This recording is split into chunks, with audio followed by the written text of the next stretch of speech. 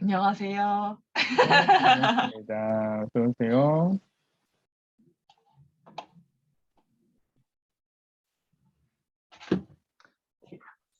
자, 우선은 음소거 부탁드리고요. 음소거한 상태에서요. 채팅창으로 소통하면서 오늘은 가볍게 이론 강의를 보도록 하겠습니다. 오늘 함께 생각해 보실 이론 강의는 족저근막염에 대한 거거든요.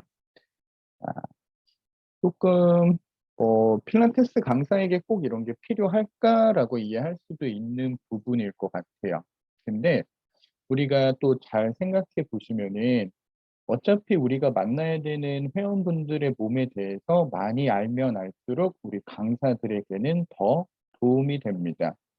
그리고 특히 발이라는 것은 운동학적으로 굉장히 중요한 포인트를 갖는 부분이기 때문에 발에 대한 질환에 대해서 정리를 해두면 좋은데요.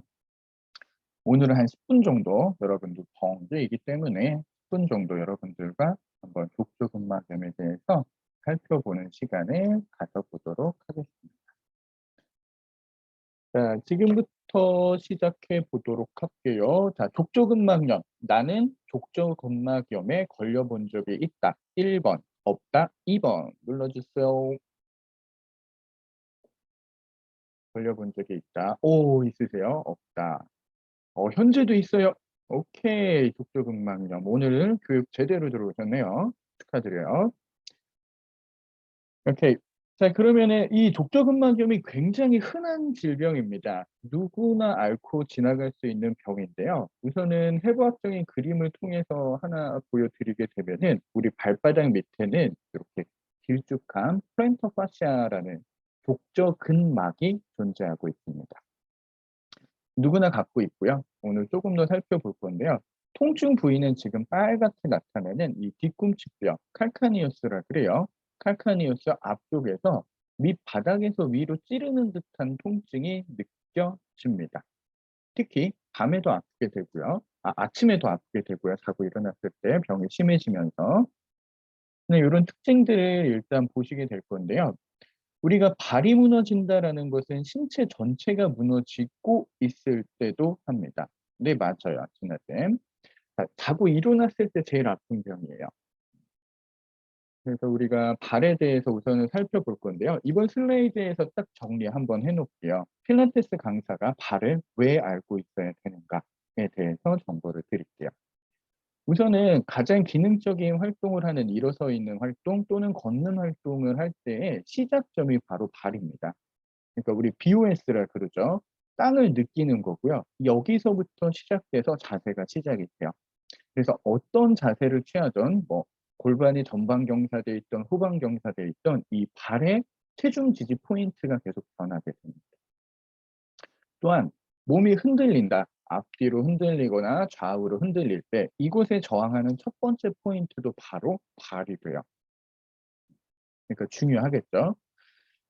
그리고 또 하나는 체중 지지 포인트가 있어요. 체중을 지지해 주는데 그래서 인제 체중이 많이 나갈수록 인제 족저근막염에 대한 위험성도 올라가게 됩니다.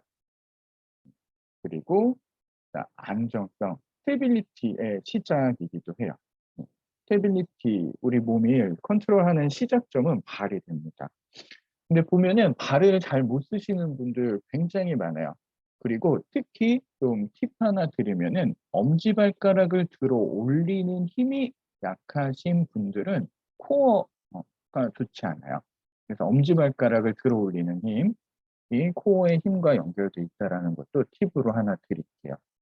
그리고 반대로 뇌에서 보면은 가장 먼 쪽이에요, 몸에서. 뇌의 기준에서 보면은 신경적으로 봤을 때 가장 말단부가 되는 곳이 발입니다. 그래서 뭐 그 발 마사지도 있고 뭐 발은 제2의 심장 뭐 이러면서 발에 대한 중요성들을 이해를 하고 있는데요. 많이 걷거나 운동을 하시는 분들뿐만 아니라 오히려 운동을 안 하시는 분들한테도 발의 이상은 확인될 수 있습니다. 그러면은 이런 족저근막염에 대한 병리를 여러분들이 아셔야 될 것 같은데요. 자, 족저근막염. 자, 마이크로 트라우마. 자, 나는 마이크로 트라우마에 대한 개념을 알고 있다. 1번. 처음 들어봐요. 2번 부탁드릴게요. 라는 마이크로 트라우마.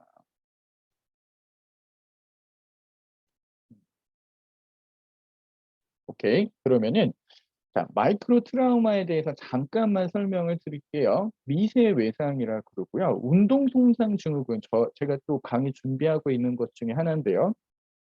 운동 손상 증후군이라고 해서 운동을 하거나 움직임을 가져가면서 생기는 근육과 인대, 그리고 건에 생기는 미세한 손상을 말해요. 아주 작은 손상인데요. 우리가 예를 들어서 뭐 롤업 롤다운을 한 번을 한다라면은 근육에 힘을 쓰는 포인트도 있지만은 그때 관여되는 근육들 중 어느 포인트는 손상을 입습니다. 근데 그 크기가 뭐 0.1mm 이렇게 아주 작은 것들이 생겨서 느낄 수는 없어요. 근데 이런 것들이 반복적으로 쌓이게 되면은 문제가 되는 거예요. 근데 족저근막염이라는 것은 이 미세 외상에 의해 발생된다라는 거죠. 네. 그러니까 반복적으로 눌리니까 생기는 거예요. 근데 중요한 거는 만성적인 퇴행성 변화로 보고 있고요. 중요한 것 중에 하나는 자가회복 질환입니다. 그래서 별다른 치료를 하지 않아도 1년 이내에 아팠다가 90%는 회복이 됩니다. 그래서 자가회복 질환 중에 대표적인 것 중에 하나가 또 오십견이거든요. 오십견도 아무것도 하지 않아도 1년이면 돌아옵니다. 근데 한 10%나 아니면 오히려 관리를 잘못해서 더 오랫동안 아프신 경우가 훨씬 많아요. 가만히 냅두기만 해도 되는데. 그래서 오늘 보는 이 족저근막염은 마찬가지로 자가 회복 질환으로 90% 이상이 1년 내에 회복이 돼야 됩니다. 근데 문제는 회복되지 않은 10%는 굉장히 고통스러워요. 예전에 제가 봤던 환자분들 중에서는 자살 시도를 하시는 분도 있었어요. 안타깝지만. 애기 아빠였는데 걷지를 못해서 출근을 못하고, 그러니까 돈을 벌지 못하게 되다 보니까는 생활고에 시달리다가 자살 시도까지 했었다라는 이야기를 들었었는데요.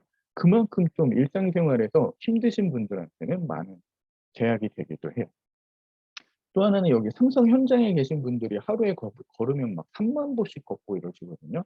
그런 분들한테 되게 또 많이 있는 부분입니다. 근데 이름 자체가 족저근막염이에요. 그래서 염증성 질환이구나라고 예전에는 판단을 했어요. 왜냐하면 이렇게 발바닥 밑에 부분 이렇게 꾹꾹 누르면 아프고 빨개지고 부어오르고 해서 염증이라고 생각을 했었는데, 최근의 관점으로 봤을 때는 이거 염증 아닌 것 같은데 그냥 퇴행성 변화 같아. 왜냐면은 조직의 뭐 인플라메이션, 염증과 관련된 인자들은 별로 볼 수가 없어라는 것으로 요즘에는 좀 보고도 있어요. 그래서 그냥 계속 외상이 생기면서 이런 것들이 축적이 되면서 족저근막이 두꺼워지거든요. 발바닥 밑에 있는 게 두꺼워지는데, 두꺼워지면서 조금씩 더 찢어지면서 계속 두꺼워진다라고 생각하시면 될 것 같아요. 자, 그러면 이런 족저근막염에 대한 것을 잠깐 살펴봤는데요. 이번에는 이제 우리 위험인자, 무엇이 족저근막염을 만드는가라는 것을 한번 살펴보도록 하겠습니다. 자, 그래서 첫 번째는 해부학적인 인자예요. 해부학적인 인자로 우리가 보시게 되시면은 첫 번째는 이제 비만이에요. 살이 찐 거. 그리고 두 번째는 우리 평평발. 그러니까는 우리 아치가 무너지신 분이나 아치가 높아지시는 분들. 반대로 이 아치가 비정상적으로 높아도 족저근막염에 걸리기 쉽고요. 너무 평평해도 족저근막염에 걸리기 쉽습니다. 또 하나는 아킬레스건이 짧아진 것. 우리 카프머슬하고 그 솔레우스 머슬이 칼카니우스에 가서 보면 아킬레스 있잖아요. 아킬레스가 짧아진 게 해부학적으로 족저근막염을 만들어내는 원인으로 보고 있습니다. 자, 두 번째는 바이오메카닉적인 원인이에요. 바이오메카닉이라는 것은 운동학적이라고 보시면 돼요. 생체역학적으로 생기는 문제점이거든요. 자, 비슷하지만 약간 다른데요. 움직임이 뭐가 다르냐면은 이게 프로네이션 돼요. 발목이 프로네이션 되시는 분, 움직일 때 이렇게 걸을 때 보면은 발목이 이렇게 안쪽으로 돌아가시는 분들, 이런 분들이 족저근막염에 걸리기 쉽다. 그리고 돌지플렉션, 우리 발목을 들어 올리는 것이 잘 안 되는 제한이 있는 분들, 그러니까 우리 근육으로 보면 티비알리스 안테리어가 약해지신 분들도 이런 위험 인자가 됩니다. 그리고 이거 위크한 우리 인트린직 머슬, 그러니까 손바닥 안에 보면 요렇게 지금 손바닥 안에 있는 근육들이 있거든요, 조그만 거. 발바닥도 마찬가지로 안에 있는 내재근이라고 해요. 그 내재근이 약해진 경우. 그리고 우리 카프 머슬, 종아리 근육이 약해진 경우도 족저근막염의 원인이 된다라고 합니다. 근데 족저근막염 걸려보신 분 아시겠지만은 되게 아파요. 음, 되게 고통스럽고요. 되게 아픈데 이게 좀 지속적으로 계속 통증을 갖고 있다 보면은 약간 히스테리컬해집니다. 즉 히스테리컬해진다라는 것은 뭐냐면은 감각 자체가 통증 자극에 굉장히 예민해져요. 그러니까는 조직이 어느 정도 시간이 지나서 힐링이 됐는데도 계속 아프다고 느끼거든요. 이런 것을 윈드업 됐다라 그래요. 그러니까 감각이 예민해져서 통증에 민감해진 거예요. 그러니까 쪼금만 아파도 굉장히 아프다고 느끼게 돼요. 이런 것을 윈드업이라고 합니다. 어어. 그래서 족저근막염이 대표적으로 윈드업이 잘 되는 질환이에요. 그래서 한 번 아프면 계속 아프답니다. 자, 메인 기능적인 역학적인 것을 한번 보도록 할게요. 역학적으로 이제 우리 체중이 이렇게 아래로 누르잖아요. 아래로 누르는데 이 족저근막은 이렇게 밑에서 스프링 같은 역할을 해줘요. 딩딩해서 체중을 이렇게 받아주는 역할을 하는데, 이 부분이 체중을 받다가 계속 툭툭툭 하면서 끊어지는 거예요. 조그맣게 1mm, 0.1mm씩. 그러면서 아파지는 질환을 우리는 족저근막염이라고 하고요. 자, 요거 그림 굉장히 중요합니다. 나중에 저희가 시간이 좀 더 되면 이제 종아리 발바닥이 아픈 거에 대해서 크게 저희가 보면은 한 5가지 파트 정도로 나눠서 여러 가지 병으로 나눠서 볼 수가 있어요. 그중에서 족저근막염이 아픈 포인트는 여기 2번이에요. 굉장히 특징적이에요. 네. 발바닥이 아파라고 했는데 2번 포인트를 눌러서 아프면은 족저근막염이라고 보는데요. 1번이나 4번, 3번, 5번을 눌렀을 때 아프면은 다른 질환으로 판단을 합니다. 그래서 오늘은 족저근막염 시간이니까는 요 2번 포인트가 족저근막염 포인트고, 만약에 다른 데를 눌렀을 때도 아프면은 다른 문제도 같이 가지고 있는 거예요. 한 가지만 있는 분들보다는 좀 여러 가지 1번, 3번 뭐 이렇게 짝으로 갖고 계신 분들 되게 많으세요. 만성적인 분들은요. 요거는 저희 시간 관계상 일단은 얘는 패스해 주고 넘어가고요. 자, 그러면 인제 의사 선생님들, 우리나라 의사 닥터들, 우리나라 의사가 아니라 뭐 WHO에서 족저근막염은 이렇게 치료하자라는 치료 가이드예요. 치료 가이드 정확히 잡고 계시면은 회원분들 운동시킬 때 실수를 하지 않습니다. 제가 항상 강조하는 것 중에 하나가 스페셜한 테크닉을 갖고 있는 것보다는 탄탄한 기초 지식을 알고 있는 게 더 중요하다고 말씀을 드리는데요. 첫 번째 치료 가이드는 발병이 돼서 발바닥이 아파서 병원에 가게 되면은 대부분 첫 번째는 어 이거를 추천합니다. 1 단계를. 쉽습니다. 그러니까 쉬세요. 걷지 마세요. 쓰지 마세요. 함께 냉찜질하세요라고 하는데, 요게 냉찜질이 저도 교육을 했을 때 환자분들한테 굉장히 좋은 효과를 주더라고요. 그러니까 딱 자기 전에 이렇게 물통에 대야에다가 얼음 넣어 가지고 발가락 넣어 놓고 있다가 빼는 거. 버틸 수 있을 때까지 버티다가 발 건지는 거. 이런 냉찜질 좋고요. 진통제는 여러분도 요즘에 많이 드시고 계시는 AAP, 타이레놀 같은 거 바랍니다. 그리고 스트레칭은 우리 종아리 근육에 대한 스트레칭을 이야기하고요. 보조기를 쓰기도 하는데 1 단계에서는 쓰는 일은 거의 없고요. 2 단계 때 많이 씁니다. 그래서 1 단계 때 요렇게 해 봤는데 차도가 없다라고 하면은 2 단계로 넘어가고요. 2 단계 때는 주사를 좀 씁니다. 스테로이드 주사를 좀 쓰고요. 그리고 어떤 맞춤형 깔창을 제공한다든지, 아니면은 밤에 부목을 대줘요. 밤에 우리 발목이 잠잘 때 보시면 90 도에서 밑으로 요렇게 떨어져서 자잖아요. 요거를 90 도로 딱 잡아서 이 뒤에 종아리 근육이 늘어나 있는 상태로 주무시게 합니다. 그게 인제 2 단계 정도 되고요. 요렇게 했는데도 안 된다면은 3 단계로 체해 충격파나 수술을 하는데요. 체해 충격파는 괜찮은데 제가 본 결과로서는 수술은 그렇게 큰 의미를 갖지 않아요. 또 해도 또 아파요. 어 저는 개인적으로 수술은 별로 좋아하지는 않습니다. 음. 맞아 보셨죠? 충격파. 눈물 납니다. 근데 충격파도 하고 뭐 이런 것들을 다 보는 데 있어서 우리가 쪼금 더 관심을 가져줄 수 있는 이제 오늘 강의의 마지막이자 핵심 포인트 필라테스적으로는 어떻게 솔루션을 들어가야 되는가에 대한 정보 정리함으로써 오늘 강의 마치도록 할게요. 이해는 되시죠 여러분들? 음. 오케이. 자 이해되실 거라고 믿고 갑니다. 자 필라테스 솔루션은 저희가 대부분 작은 곳에 문제가 있다고 작은 곳을 보시면 절대 안 됩니다. 큰 곳에서 작은 곳으로 가는 게 필라테스에 갖고 있는 캐릭터적인 특징이에요. 예를 들어서 "어깨가 아파요."라고 했을 때 어깨 운동 시키면 안 되고요. "허리 아파요."라고 했을 때 허리 운동 시키는 계획 가지면 안 돼요. 무조건 계획은 큰 곳에서 작은 곳으로 간다. 그래서 1 단계는 어 족저근막염이 왔어도 호흡과 코어예요. 요거는 모든 질환 그냥 공통입니다. 첫 번째는 호흡과 코어를 잡고요. 자 2 단계는 골반 정렬과 발목 전략이라고 적어 놨는데요. 자 골반을 anterior tilting, posterior tilting 즉 정방경사, 후방경사를 할 때 발목이 어떻게 움직이는지를 봐야 돼요.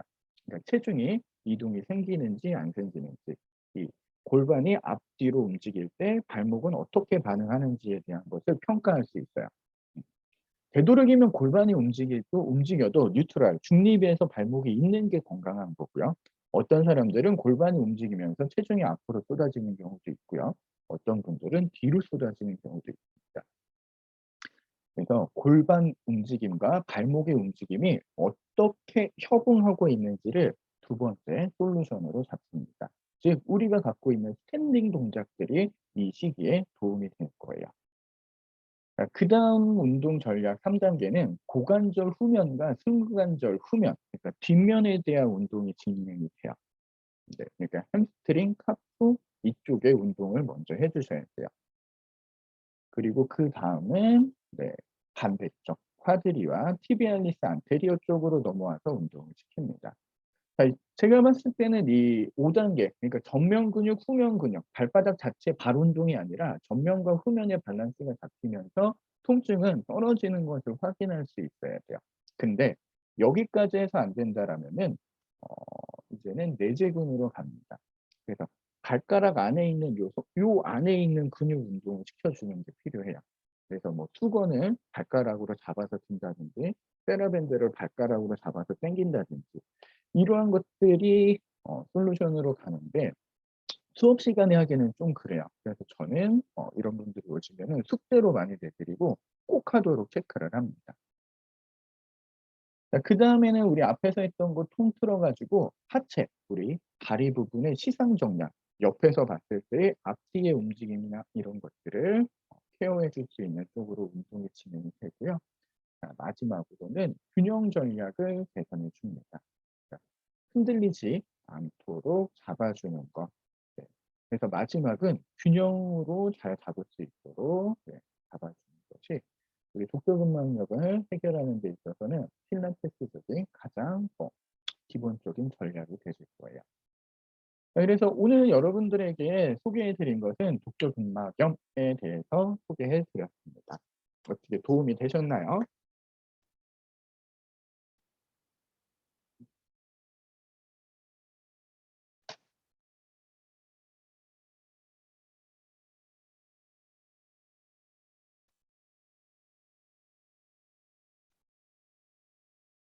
오케이. 자 이제는 음 자 혹시 궁금하신 거나 있으면은 이제는 그 뭐죠? 그거 풀으셔도 될 것 같아요. 그냥 음소거 풀어 주셔도 되실 것 같고요. 궁금하신 거 있으면은 5 분만 제가 질문 받고요. 밥 먹으러 갈게요.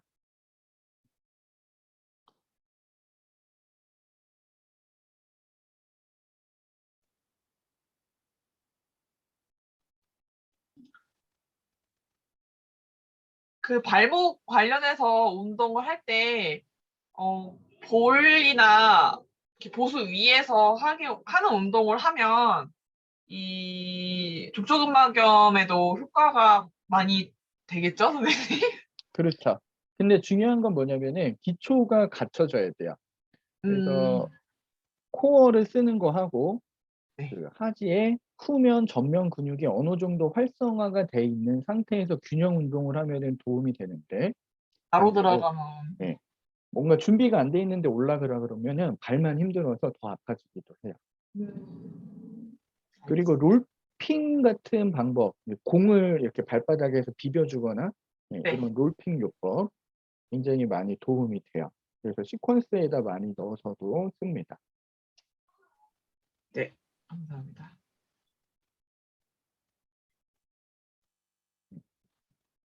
자, 또 질문 없으신가요?